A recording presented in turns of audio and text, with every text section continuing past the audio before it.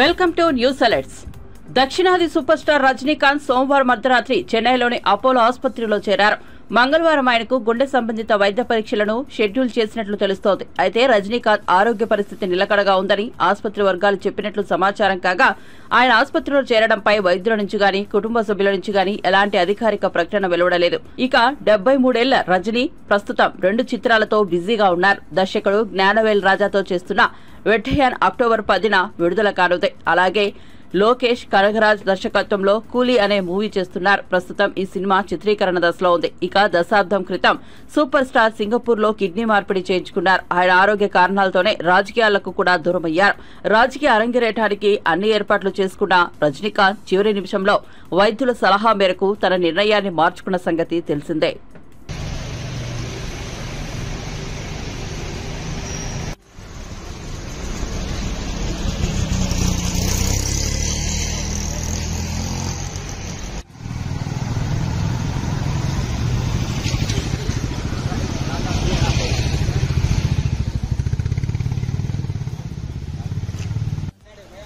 हाँ भैया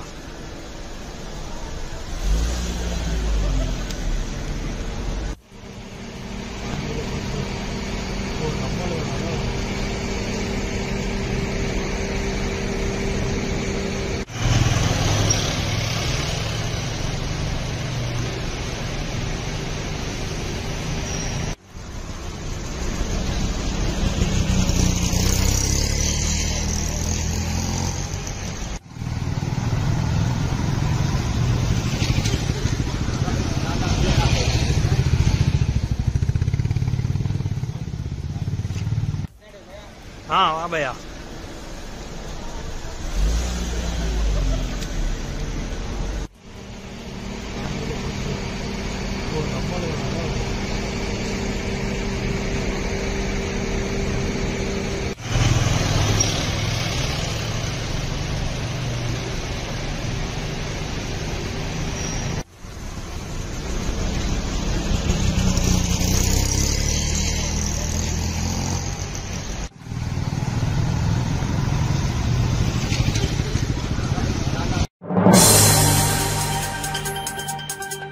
హైడ్రా అంటే కూల్చివేతలు మాత్రమే కాదని హైడ్రా కమిషనర్ రంగనాథ్ అన్నారు. ఎక్కడ కూల్చివేతలు జరిగినా హైడ్రానే చేసినట్లుగా భావించవద్దని ప్రజలకు విజ్ఞప్తి చేశారు. ఆయన మీడియాతో మాట్లాడుతూ హైడ్రాపై సోషల్ మీడియాలో దుష్ప్రచారం చేస్తున్నారన్నారు. హైడ్రా పరిధి హైదరాబాద్ లోని ఔటర్ రింగ్ రోడ్ వరకే పరిమితమైందని స్పష్టం చేశారు. కూల్చివేతలని హైడ్రా చేసినట్లు కాదన్నారు. ఇతర రాష్ట్రాల్లోని కూల్చివేతలను కూడా హైడ్రాకు ఆపాదిస్తున్నారన్నారు.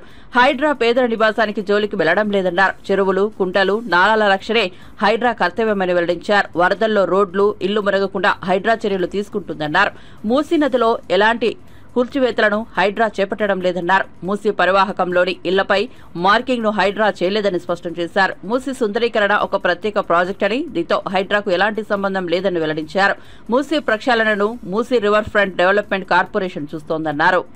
ఆర్టికల్ 51A లో మనకి 2 ప్రొవిజన్స్ ఉంటాయన్నమాట. ఒకటి 51A జీలో ఏంటంటే దాంట్లో మన అందరం కూడా సిటిజన్స్ ఆఫ్ ద కంట్రీగా మన ఎన్వైరన్మెంట్ని, అంటే మనం it is the duty of all the citizens to protect the environment అనేది చాలా స్పష్టంగా 51AGలో రాజ్యాంగంలో పొందుపరుచున్నాయి అన్నమాట. నెక్స్ట్ అట్లనే 51AI దాంట్లో కూడా చాలా స్పష్టంగా రాజ్యాంగంలో మన పబ్లిక్ ప్రాపర్టీస్, అంటే ఏదైతే ప్రజల ఆస్తులు ఉన్నాయో ఆ ప్రజల ఆస్తులన్నింటినీ కూడా మనం కాపాడాల్సిన బాధ్యత మన సిటిజన్స్ అందరి మీద ఉన్నాయని కూడా చాలా స్పష్టంగా రాజ్యాంగంలో కూడా చెప్పడం జరిగింది. సో ఈ అన్నిట్లో కూడా ఈ క్రమంలో మీ అందరికీ తెలుసు, హైడ్రా అనేది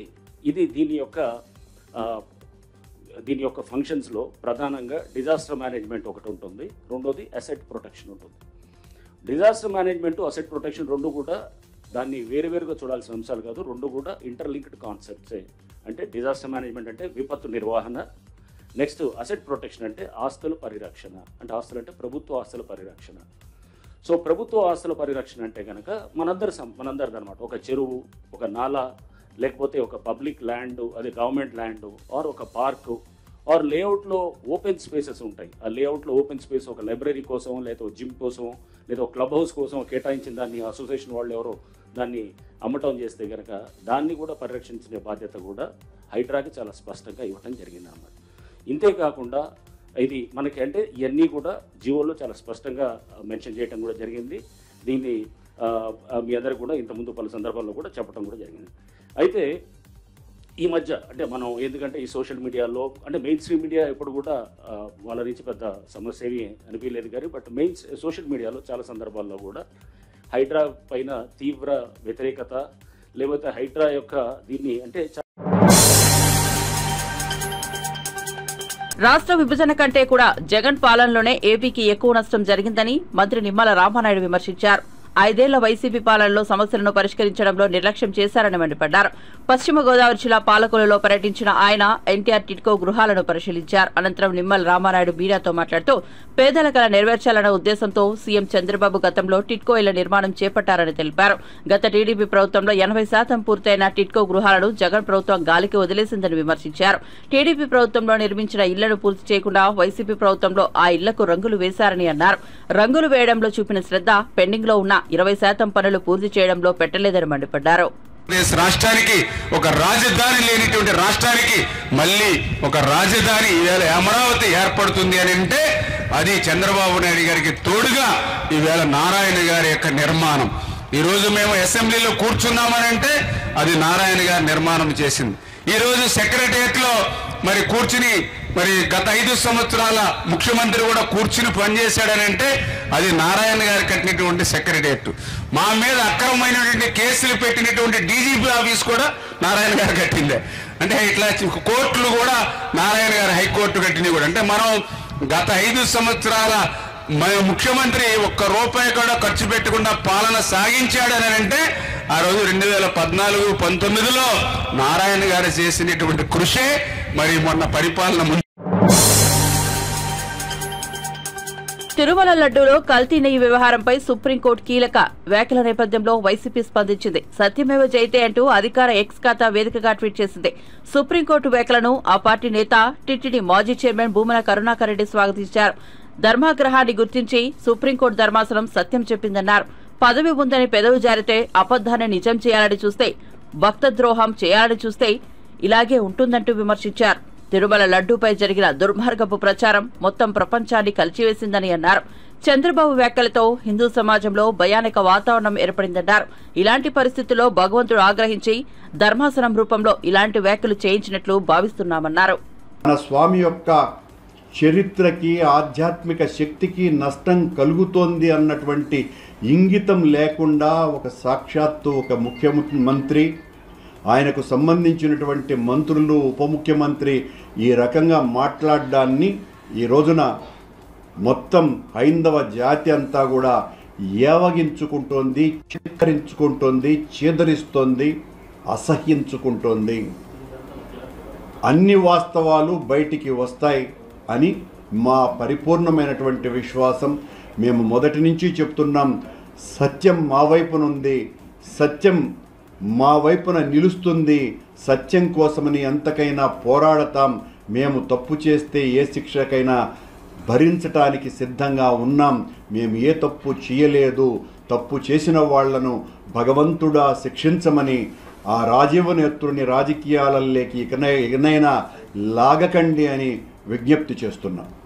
ఒక రాజ్యాంగబద్ధమైన పదవిలో ఉన్నటువంటి వ్యక్తి ఇలాంటి అనుచిత వ్యాఖ్యలు చేయకూడదంటే ఈరోజు సుప్రీంకోర్టే ఈరోజు మందలించడం ఏ విధంగా చూడాలి? ఆ విషయాన్ని నేను ప్రస్తావించింది. రాజ్యాంగ పదవిలో ఉన్నటువంటి వ్యక్తి తనే ఇంత పచ్చి అబద్ధాలు చెప్పటం అన్నది, ఏ రకమైనటువంటి విచారణ చేయించకుండా, విచారణ నివేదికలు రాకుండా, ఎఫ్ఐఆర్ నమోదు చేయకుండా ఆయనే ముందే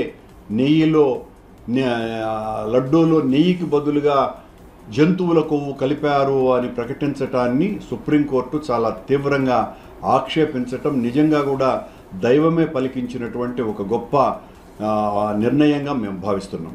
ఈరోజు సుప్రీంకోర్టు చేసినటువంటి వ్యాఖ్యలు యావత్ దేశవ్యాప్తంగా ఉన్నటువంటి హిందువులంతా కూడా చాలా పెద్ద ఎత్తున స్వాగతిస్తూ ఉన్నారు. మీరు ఏ విధంగా చూడగలరు? నిజం నిగ్గుదేసి నిలుస్తుంది, నిజం ఎప్పటికీ గెలుస్తుంది. తప్పు చేయనటువంటి వాళ్ళు ధైర్యంగా నిలబడతారు. తప్పు చేయలేదు కాబట్టే మేమంత ధైర్యంగా ప్రమాణాలు చేయటానికి కూడా సిద్ధపడి ప్రమాణాలు చేసినాం. అబద్ధం తొందరగా బయటికి వస్తుంది.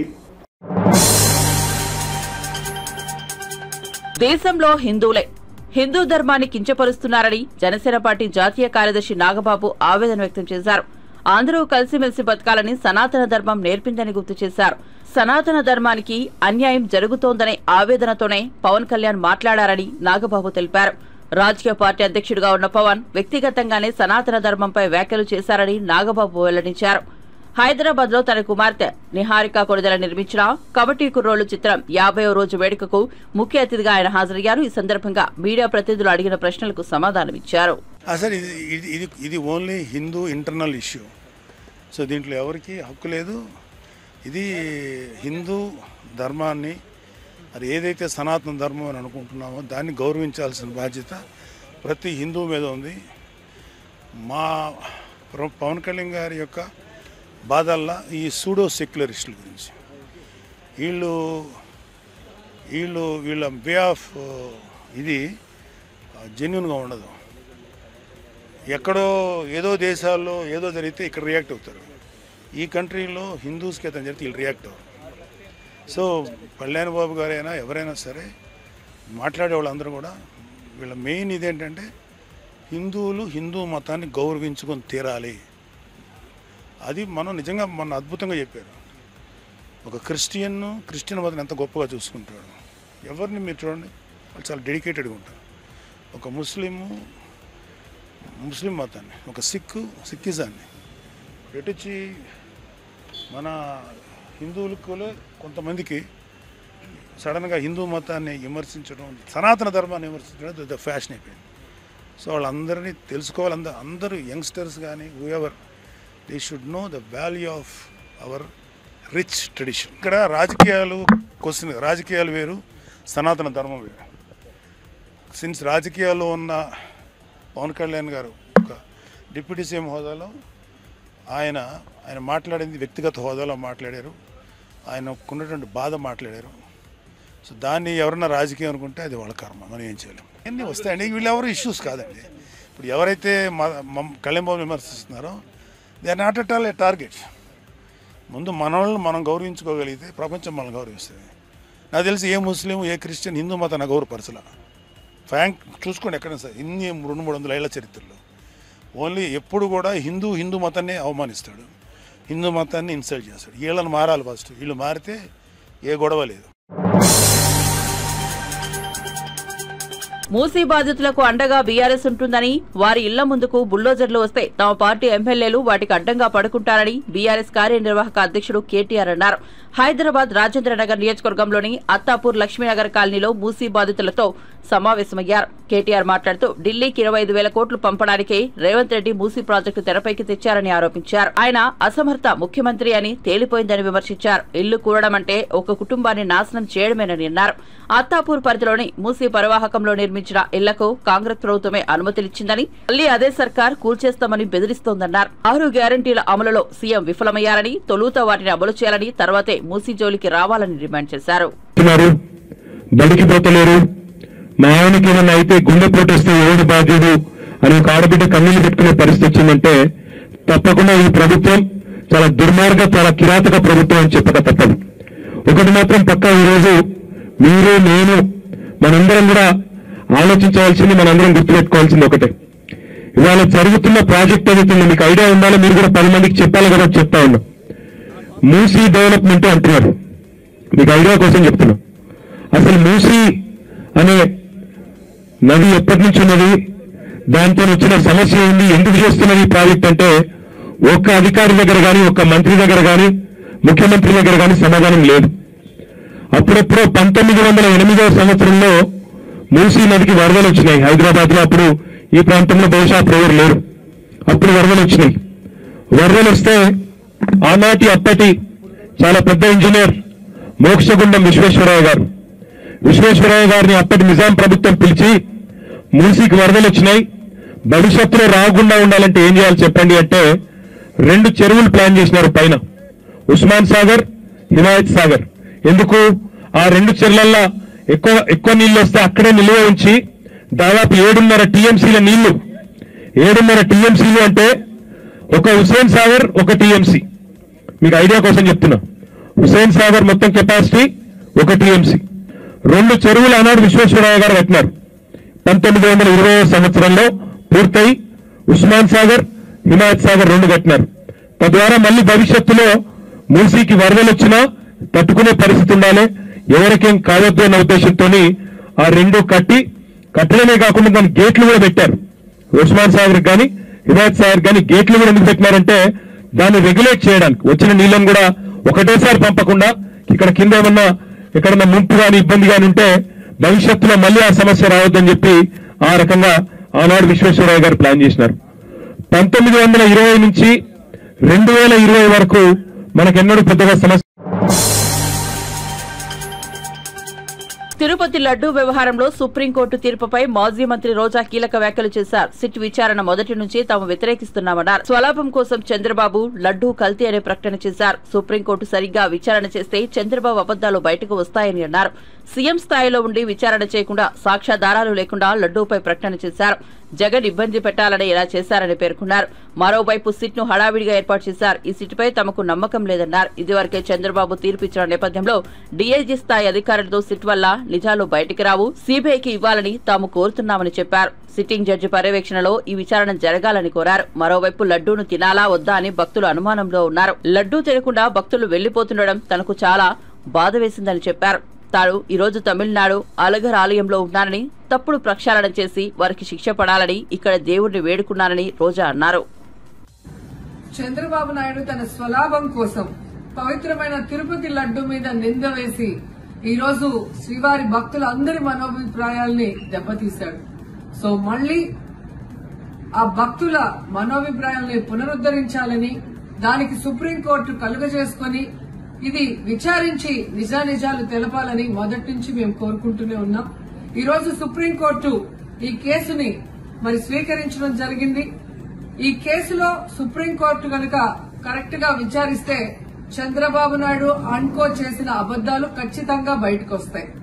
ఎందుకంటే మీరే చూశారు, చంద్రబాబు నాయుడు లాంటి వాళ్ళు ఒక సీఎం స్థాయిలో ఉండి తప్పు జరిగిందా లేదా అని విచారణ చేయకుండా, ఎటువంటి సాక్ష్యాధారాలు లేకుండా కేవలం జగన్మోహన్ రెడ్డి గారిని టార్గెట్ చేయాలి, ఆయన మీద నింద వేయాలి, ఆయన్ని హిందువులకి దూరం చేయాలన్న ఒక దురుద్దేశంతోనే ఈ యొక్క కామెంట్ చేశాడు అనేది స్పష్టం కాబోతుంది. ఎందుకంటే ఈ రోజు సుప్రీంకోర్టు ఈ కేసు తీసుకునేంత వరకు, ఆ డేట్ అనౌన్స్ చేసేంత వరకు సిట్ వేయనే లేదు. అంటే ఉన్నత స్థాయి విచారణ ఎక్కొట్టాలి, ఉన్నత స్థాయి విచారణ జరిగితే తాను చెప్పిన అబద్దం బయటపడుతుందన్న భయంతో సిట్ ని హడావిడిగా ఏర్పాటు చేయడం మనందరం కూడా గమనించాలి. మొదటి నుంచి మాకు సిట్ మీద ఎందుకు నమ్మకం లేదు అంటే, తన పరిధిలో ఉన్న సిట్ ని చంద్రబాబు నాయుడు వేస్తే ఆల్రెడీ తను ఒక జడ్జిమెంట్ ఇచ్చేశాడు కాబట్టి దానికి లోబడే అధికారులు అబద్దాలు మాట్లాడతారు, నిజాలు చెప్పరు. ఎందుకంటే ఈరోజు సిట్ లో వేసిన అధికారి అడిషనల్ డీజీ, ఆయన కన్నా పెద్ద ర్యాంక్ లో ఉన్న టీటీడీ ఈఓ, ఐఏఎస్ ఆఫీసరు మొదట మాట్లాడిన స్టేట్మెంట్ కి చంద్రబాబు నాయుడు గారు అబద్దం చెప్పిన స్టేట్మెంట్ తర్వాత మాట్లాడిన దానికి తేడా చూస్తేనే ఈ సిట్ అనేది సిట్ అండ్ స్టాండ్ కి తప్ప దేనికి పనికిరాదనేది అర్థమైంది. అందుకే మేము మొదటి నుంచి అడిగాము, సుప్రీంకోర్టులో విచారణ జరగాలి, సీబీఐకి డైరెక్షన్ ఇచ్చి విచారిస్తే ఖచ్చితంగా మత కల్లోలాలు సృష్టించాలనుకున్న చంద్రబాబు నాయుడు అన్కో అందరికీ కూడా బుద్ధి చెప్పే అవకాశం దొరుకుతుందని. సో ఈ రోజు విచారణ స్టార్ట్ అయింది. దీన్ని సీబీఐకి అప్పచెప్పి సిట్టింగ్ జడ్జి పర్యవేక్షణలో విచారణ జరిగితే ఖచ్చితంగా హిందువుల మనోభిప్రాయాల్ని గౌరవించిన వాళ్ళమవుతాం, పునరుద్దరించిన వాళ్ళమవుతాం. లేకపోతే చంద్రబాబు నాయుడు వేసిన ఈ నింద పవిత్రమైన లడ్డూని తినాలా వద్దా, దీంట్లో కలిసిందా లేదా అన్న అనుమానంతోనే భక్తులందరూ కూడా ఈరోజు లడ్డూ తినకుండా వెళ్లిపోతుంటే ఒక తిరుపతి అమ్మాయిగా చాలా బాధేస్తుంది. ఈ రోజే అలగర్ కోయిల్ మదురై దగ్గర దక్షిణ తిరుమల చాలా పవిత్రమైన టెంపుల్. ఇక్కడ భగవంతుడిని కోరుకున్నాను, ఖచ్చితంగా సుప్రీంకోర్టు ఇన్వాల్వ్ అయి ఈ కేసును విచారించాలి. తప్పు చేసిన వాళ్ళని, అలాగే అంటే తప్పుడు స్టేట్మెంట్ ఇచ్చిన వాళ్ళందరూ ఎంత పెద్ద పొజిషన్ లో ఉన్నా కూడా వాళ్ళని శిక్షించాలి అని భగవంతుడిని కోరుకున్నాను, సుప్రీంకోర్టుని కోరుకుంటున్నాను. వైఎస్ఆర్సీపీ నేత పోతిన మహేష్ మీడియా సమావేశంలో టీడీపీ అధినేత చంద్రబాబును తీవ్రంగా విమర్శించారు. తిరుమల లడ్డూ ప్రసాదం విశిష్టతను దెబ్బతీసేందుకు చంద్రబాబు కుట్ర పన్నారని ఆరోపిస్తూ ఆయన స్వలాభం రాజకీయ లబ్ధి కోసం మాత్రమే కుటిల రాజకీయాలు చేస్తున్నారని అన్నారు. దేశంలోని ప్రతి హిందువు చంద్రబాబును అసహించుకుంటున్నారని ఈవో రిపోర్టుపై చంద్రబాబు చేసిన వ్యాఖ్యలను తిప్పికొట్టారు. టెండర్లు దక్కించుకున్న వారే నెయ్యి కల్తీకి బాధ్యులవుతారని ఈవో రిపోర్ట్ సెప్టెంబర్ 10 వరకు బయటకు పెట్టుకోవడం వెనుక చంద్రబాబు కుట్ర ఉందని అన్నారు. దుర్మార్గమైనటువంటి వ్యక్తి చంద్రబాబు నాయుడు గారు ఆయన రాజకీయ ప్రయోజనాల కోసం, వ్యక్తిగత స్వార్థం కోసం, స్వలాభం కోసం తిరుమల వెంకటేశ్వర స్వామి పవిత్రతని దెబ్బతీశారని, లడ్డూ విశిష్టతని, అదేవిధంగా వెంకటేశ్వర స్వామి పేరు ప్రతిష్టల్ని నడి రోడ్డు మీద పెట్టారని ఈ రోజున ప్రపంచవ్యాప్తంగా చంద్రబాబు గారిని చేదరించుకునేటువంటి ఒక్క హిందూ గోల్డ్ అందరు ఇష్టానుసారం చేదరించుకుంటా ఉన్నారు. ఆయన ఇష్టానుసారం చంద్రబాబు గారిని చేదరించుకుంటున్నారు. హిందువులన్న ప్రతి ఒక్కరు కూడా చంద్రబాబు గారు చేసిన పని ప్రతి ఒక్కరు కూడా విమర్శ చేస్తా ఉన్నారు. విమర్శ చేయనటువంటి ఒక్క హిందువు కూడా లేరంటే ఇది అతిశయోక్తి కాదు. ఎందుకని ఈ మాట చెప్తా ఉన్నామంటే, తిరుమల వచ్చినటువంటి నెయ్యిలో నాణ్యతా ప్రమాణాలకి అనుగుణంగా లేవని, ట్యాంకర్లు తిప్పి పంపామని, ఆ నెయ్యిని ఎక్కడా వాడలేదని ఈవో శ్యామలరావు గారు చెప్తే చంద్రబాబు నాయుడు గారు అవి వాడేశారని అబద్ధ ప్రచారాలు చేస్తా ఉన్నారు. మీరు రాజకీయం చేయాలంటే జగన్మోహన్ రెడ్డి గారు చెప్పారు కదా, బంగారంలాగా ఆయన మీద రాజకీయాలు చేయమని చెప్తా ఉన్నారు. కానీ దేవుణ్ణి, మతాల్ని అడ్డం పెట్టుకొని మత విద్వేషాలు రెచ్చగొట్టే రాజకీయాలు చెయ్యొద్దని జగన్మోహన్ రెడ్డి గారు చెప్పినటువంటి మాటను కానీ, సవాల్ని కానీ స్వీకరించే దమ్ము చంద్రబాబు నాయుడు గారికి ఉందా?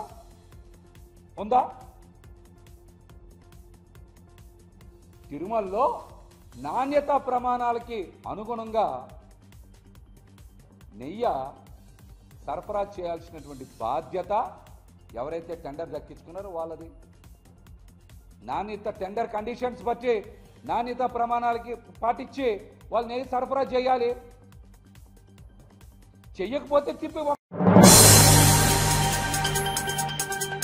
తిరుమల శ్రీవారి లడ్డూ కల్తీ ఘటనపై ఎంతో మంది భక్తులు తల్లడిల్లిపోయారు. కలిగో వైకుంఠనాథుడు మహాప్రసాదంలో జంతువుల కొవ్వు కలిపారనే విషయాన్ని జీర్ణించుకోలేకపోతున్నారు. ఈ క్రమంలో కేంద్ర ప్రభుత్వ విజిలెన్స్ విభాగంలో పనిచేసిన ఓ భక్తుడు తీవ్ర ఆవేదన వ్యక్తం చేసిన వీడియో సోషల్ మీడియాలో వైరల్ అవుతోంది. 50 ఏళ్లుగా వెంకన్నను దర్శించుకుంటున్నారని, పరకామణి సేవలో పాల్గొనేవాడినని ఆయన చెప్పారు. అప్పట్లో లడ్డూ తీసుకెళ్తే ఫ్రిడ్జ్ లో లేకపోయినా 4 రోజులు ఉండేదన్నారు. గత 5 ఏళ్లు ఆ నాణ్యత లేదని చెప్పారు. లడ్డూ ప్రసాదంలో జంతువుల కొవ్వు కలిపారని తెలిసి తన రక్తం మరిగిపోయిందంటూ ఒకంత భావోద్వేగానికి గురయ్యారు. 3 రోజులుగా 4 రోజులుగా ఇంటికి వెళ్తాము, అప్పటికే పాడైపోయినట్టుగా అనిపించి వెంటనే ఇచ్చినా కూడా పాపం వాళ్ళు కూడా ఏమిటి ఇలా ఉందనేటువంటి పరిస్థితి. నిజం చెప్పాలంటే అండి, ఆయనకి డబ్బు కొదవేంటండి, ఆయనకు పొదుపు చేయడం ఏంటంటే నాకు అర్థం కాదు. సాక్షాత్తు లక్ష్మీదేవి భర్త ఆయనకి డబ్బు కొదవేంటండి, అటువంటి చోట పొదుపు ఏంటంటే నాకు అర్థం కాదు. అంతే మరి కక్కుర్తి, పొదుపు, డబ్బులు మీకు ఎందుకండి, ఎవరికి కావాలండి? ఆయన తలుచుకుంటే నేను పరకామణికి PVSR ప్రసాదరావు గారు 2012లో పరకామణి పెట్టారు. ఆ 2012 నుంచి ఇప్పటి వరకు నేను పరకామణి సేవకు వస్తున్నాను. సంవత్సరానికి 2-3 సార్లు వస్తాను ఆ సేవకు కూడా. నేను సెంట్రల్ గవర్నమెంట్ లో విజిలెన్స్ డిపార్ట్మెంట్ లో పనిచేస్తూ కూడా సెలవు ఇవ్వకపోయినా సెలవు తీసుకొని వచ్చేవాడిని. అసలు పరకామణిలో డబ్బులు పెడుతుంటే మాకు ఎంత ఆనందం వేసేది. ఆయనకు డబ్బులు ఏంటండి, డబ్బులు కోసం కక్కుర్తి పడ్డామంటారు ఏంటో నాకు అర్థం కాదు. కేజీ 370 రూపాయలు 370 కాదు, కొన్ని 3000 అమ్మినా సరే ఏదైతే ఫ్రెష్ గా ఉందో, ఏదైతే జనాలకి ఏదైతే ఆస్వాదిస్తున్నా. అసలు ఇంకో విషయం చెప్తా మీకు, వెంకటేశ్వర స్వామి దర్శనం అవ్వకపోయినా ఆ లడ్డు ప్రసాదంలో దేవుడిని చూసుకుంటాం. మేము లడ్డు తీసుకెళ్లి ఎవరికైనా ఇస్తే ఆ లడ్డుని కొంచెం ఇచ్చేవాళ్ళం పూర్వం. ఆ కొంచెం చూసుకొని కళ్ళకద్దుకొని మహాప్రసాదంగా తినేవారండి. మహాప్రసాదం కల్తీ అంటే మరి ఏమంటండి, రక్తం ఉడికిపోయింది, మామూలుగా కాదు. ఇంకా నేను మాట్లాడకూడదు భాషని. ఈ హిందూ అనేటువంటిది ఎందుకులేండి, ఇక వదిలేస్తే మంచిది. దాని గురించి ఎక్కువ భయం పోయిందా ఇప్పుడు లడ్డు పోయిందని అనుకుంటున్నాం. ఎందుకంటే ఇప్పుడు చూసాను, మేము ఎక్కడో క్యూ కాంప్లెక్స్ లో ఉంటే అక్కడికి వస్తున్నది వాసన, నెయ్యి వాసన. ఎక్కడో వైకుంఠం కాంప్లెక్స్ లోకి వస్తున్నది వాసన. దాన్ని బట్టే మార్పు వచ్చిందని అనుకుంటున్నాం. అన్నదానంలో తేడా వచ్చింది మరి. అన్నదానం నేను పొద్దున ప్రసాదం తిన్నాను. ఇంతకు ముందు ఒక 5 సంవత్సరాల్లో మాకు ప్రసాదం కాదు కదా, వారు కాదు, నిజం చెప్తున్నా. అటువంటిది ఇవాళ మేము రాగానే ప్రసాదం తీసుకొని తిన్నా. నాకు అంతే, దేవుడు అంటే పిచ్చి అండి. నాకే కాదు, కొన్ని కోట్ల మందికి పిచ్చి ఆయన అంటే. అవకాశం వస్తే ఇక్కడ చచ్చిపోతాం మేము. ఇక్కడ ఒక రాయిలో పుట్టినా, ఒక చెట్టులో పుట్టినా, ఆ చివరికి ఇక్కడికి వచ్చి చచ్చిపోయినా చాలు. అటువంటి భావన ఉంటది మాకు దేవుడు అంటే. దేవదేవుడు అండి ఆయన. చేతులు అడుగుతున్నాయి మాట. సత్యం సుందరం చిత్ర బృందంతో కలిసి ప్రముఖ నటుడు కార్తీ విజయవాడలో సందడి చేశారు. ఈ సందర్భంగా ఏర్పాటు చేసిన మీడియా సమావేశంలో ఆయన మాట్లాడారు. కుటుంబంతో కలిసి చూడదగ్గ సినిమా సత్యం సుందరం అని కార్తీ తెలిపారు. కుటుంబ బంధాలను గుర్తు చేస్తూ చిత్రంలో ప్రేక్షకులను భాగస్వామ్యం చేస్తోందని చెప్పారు. సినిమా చూసిన ప్రతి ఒక్కరూ ఎంతో ఎంజాయ్ చేస్తారని ఆయన అభిప్రాయపడ్డారు. విజయవాడకు రావడం, దుర్గమ్మను దర్శించుకోవడం తనకు ఎంతో సంతోషంగా ఉందన్నారు. దీని ముందు 2018లో విజయవాడకు వచ్చాం.